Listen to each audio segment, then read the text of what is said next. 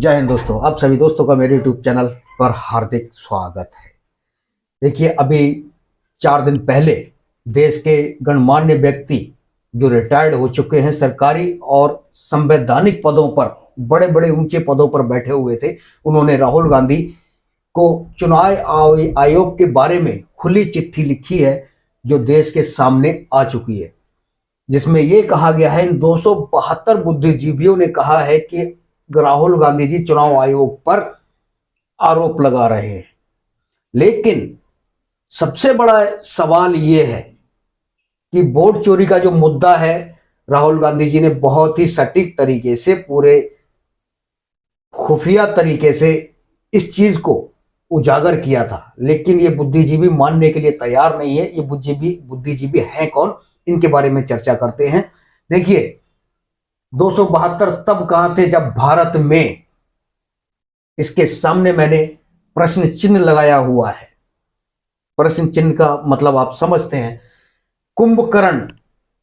कुंभकर्ण भी पौराणिक कथाओं के अनुसार 6 महीने तक सोता था, लेकिन ये हमारे बुद्धिजीवी पिछले 11 साल से सो रहे थे। जब देश जल रहा था, देश की संवैधानिक संस्थाओं पर कब्जा हो रहा था, पूरे देश के सिस्टम पर कब्जा हो रहा था, ये 11 सालों से ये सभी बुद्धिजीवी, 272 बुद्धिजीवी सो रहे थे। आज एक अचानक से क्या हुआ जो इनकी कुंभकर्ण की नींद टूट गई और ये अचानक से जागे। कुंभकर्ण को इन लोगों ने फेल कर दिया है। 11 साल तक सोना बड़ी हैरान वाली बात है। एकदम अचानक इनको क्या लगा कि 272 इकट्ठा हो गए और चिट्ठी लिख के सार्वजनिक तौर से देश के सामने रखी, राहुल गांधी जी को भेजी। देखिए, बॉलीवुड के कुछ अभिनेताओं पर भी इस चीज का आरोप लगा है कि वो पैसे लेकर ट्विटर पर, जो कि अब एक्स के नाम से जाना जाता है, ट्विटर पर ये बीजेपी के समर्थन में ट्वीट करते थे।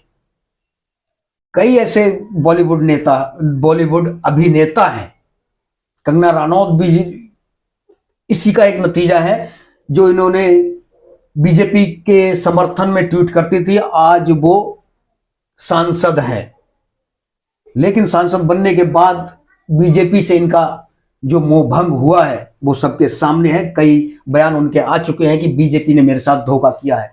देखिए, संवैधानिक सरकारें गिराना, पूरा देश जानता है कि संवैधानिक सरकारें, जो चुनी हुई जनता द्वारा जो चुनी हुई जो सरकारें थी, बीजेपी ने हाउस रेडिंग के जरिए गिराई है। विधायकों को उठाया गया है, उन पर आरोप लगाए गए हैं, उनको धमकाया गया, उनको अपने पक्ष में लेकर चुनी हुई सरकारें जो विपक्ष की होती थी वो गिराई है। तब ये 272 कहां थे जब संविधान को कुचलकर, लोकतंत्र को कुचलकर सरकारें बनाई जाती थी? तब भी ये सो रहे थे। 272 पदों पर थे ये, बड़े बड़े पदों पर, संवैधानिक पदों पर मौजूद थे ये, लेकिन उनका जो बैकग्राउंड था, सरकार उस टाइम पर जब ये उन पदों पर काबिज थे, बैठे थे सरकार में, तब भी इनका रिकॉर्ड कुछ ठीक नहीं था। ठीक है जी। लिंचिंग होती थी मुस्लिमों की या दूसरे समुदायों की या आदिवासियों की, तब ये 272 चुप थे, तब ये कहां थे? ठीक है। मणिपुर जल रहा था, कई साल जल रहा, और आज भी अव्यवस्थित है, वहां पर अमन चैन शांति नहीं है। केंद्र सरकार ने वहां पर किसी तरह का कोई सुरक्षा मुहैया नहीं कराई। आपस में दोनों समुदाय मणिपुर के जल रहे हैं, कट रहे हैं, मर रहे हैं। यहां तक कि एक लड़की को निर्वस्त्र करके सरेआम नंगा घुमाया गया था। तब इन 272 लोगों को शर्म नहीं आई, तब नहीं जागे, क्योंकि ये कुंभकर्ण को भी इन लोगों ने फेल कर दिया था। ठीक है जी। अब ये पंजाब की बाढ़ को ले लीजिए। पंजाब की बाढ़ जो आई थी वो मानव निर्मित थी, एक साजिश के तहत। इसका वीडियो एक बीजेपी के नेता का सार्वजनिक हुआ था कि सारे के सारे फाटक खोल दो और सीधा पानी जो है पंजाब की तरफ आने दो। नतीजा क्या हुआ? पंजाब के किसान बर्बाद हुए।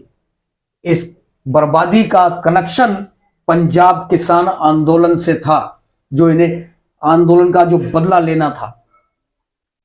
आज हालत यह है, पंजाब का सारा धान बर्बाद हो गया, खाद्यान्न पर असर पड़ेगा देश की। लेकिन ये 272 तब नहीं जागे, आज जाग गए। धान की बर्बादी हुई, पूरा का पूरा 22 जिला बर्बाद हुए, केवल एक जिला छूटा है पंजाब का। धान बर्बाद हुआ। अब धान की जो पैदावार है वो रुकी है, खत्म हो गई। और उत्तर प्रदेश, हरियाणा, उत्तर प्रदेश में ज्यादा बर्बादी हुई है, पानी की वजह से बरसात हुई है। अब उधर पंजाब में नहीं, इधर यूपी में नहीं। अब आप इस चीज का अंदाजा लगा लीजिए कि हमारे देश के अंदर धान की पैदावार जो है वो कितनी हुई होगी, कितनी कम हुई होगी। ठीक है जी। किसान आंदोलन में 700 से ज्यादा बुजुर्ग और किसान जवान आकस्मिक मौत हो गई है। इसका हर्जाना कौन भरेगा? क्या वो इंसान नहीं थे? वो अपनी मांग रहे थे, अपनी मेहनत का फल मांग रहे थे। जो एमएसपी गारंटी कानून मांग रहे थे वो उनको नहीं दिया गया। तब ये 272 कहां थे? 272 कहां थे? ये खरीदे हुए लोग, इनको आज इनकी नींद टूटी है, पहले नहीं, पहले सो रहे थे ये। ठीक है जी। देश को अडानी ने खरीद लिया है। लाखों हेक्टेयर जमीन हर राज्य में कहीं ना कहीं इनको दी गई है। तब ये 272 नहीं जागे।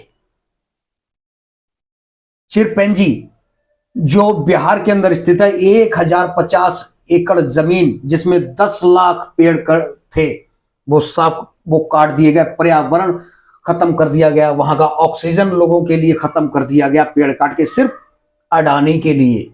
तब ये 272 कहां थे? 272 ये बुद्धिजीवी समझ में नहीं आ रहा है कि ये किस तरीके से क्या करना चाह रहे हैं देश के सामने। देश सारा समझ रहा है इनकी हरकतों को। उधर असम में अडानी को पूरा एक जिला दे दिया गया। हाई कोर्ट का भी आदेश था कि क्या उद्योग लगाने के लिए आप पूरा का पूरा जिला दे दोगे किसी उद्योगपति को? अडानी ने एयरपोर्ट खरीदे, खदानें खरीदी, एयरपोर्ट के अलावा बंदरगाह खरीदे, बहुत कुछ खरीदा है। धारा 370 हटाई थी सिर्फ अडानी के लिए। इसके अंदर 2 सेक्शन थे, एक ए और बी को नहीं हटाया, ए को हटाया। ए का हटाने का मतलब यह था कि आप जमीन वहां पर खरीद सकते हैं। बी को इसलिए नहीं हटाया क्योंकि उससे इनको किसी तरह का कोई फायदा नहीं। जैसे ही ए सेक्शन को हटाया गया, अडानी ने वहां लिथियम की खदानें खरीदी। केवल अडानी के लिए ही यह धारा 370 का ए सेक्शन को हटाया गया। बी सेक्शन भी हटा सकते थे, लेकिन क्यों नहीं हटाया? क्योंकि अडानी को ही केवल फायदा पहुंचाना था। ठीक है जी। देश में बहुत कुछ हुआ है, बहुत उत्पात मच रहा है पिछले 11 सालों से, लेकिन ये बुद्धिजीवियों की 11 साल के बाद नींद टूटी है। जब बीजेपी सरकार, केंद्र की सरकार जब डूबने पे आई है, देश की जनता जाग चुकी है। इनके चुनाव आयोग की सेटिंग और ईडी, सीबीआई, दूसरे सरकारी महकमों पर जो कब्जा है इनका, हर तरीके से पूरा देश जान चुका है, पूरी देश की जनता बच्चा बच्चा जान चुका है। अब उस नुकसान को की भरपाई के लिए 272 को आगे किया गया। जी आप फ्रंट पे जाइए। 272 को हम पहले नहीं जानते थे, देश नहीं जानता था ये कौन है, लेकिन आज चर्चा के अंदर हैं ये, इनके कर्मों की वजह से।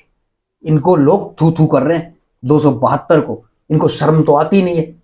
संवैधानिक पद पर थे, अब तो नहीं है, अब तो आम नागरिक हैं।